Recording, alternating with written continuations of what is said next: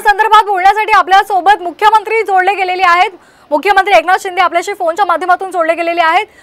Eknath Shinde sir, आपण पाहतोय बदलापूरमध्ये पालकांचा उद्रेक पाहायला मिळतोय। 2-4 वर्षांच्या चिमुकल्यावर सफाई कर्मचाऱ्यांना अत्याचार केलेला आहे, फाशीच्या शिक्षेची मागणी केली जाते। काय सांगाल, काय आवाहन कराल पालकांना?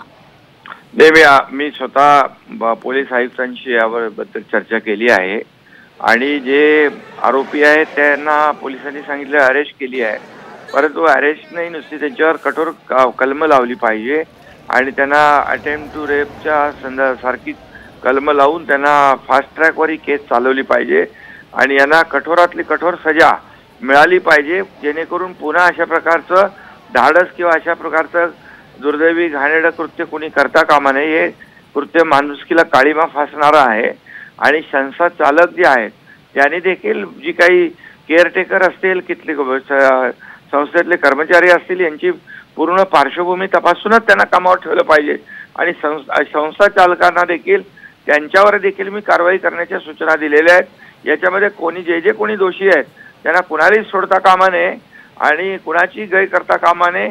कठोर कारवाई आणि याला फास्ट ट्रॅकवर घेऊन याच्यामध्ये स्पेशल पीपीची अपॉइंटमेंट करून तात्काळ याच्यावर कारवाई करण्याच्या मी सूचना दिलेल्या आहेत। अगदी शिंदेजी, पण आपण पाहतोय की पोलिसांनी गुन्हा दाखल करायला सुद्धा टाळाटाळ केली, विलंब केला, असा सुद्धा आरोप केला जातोय।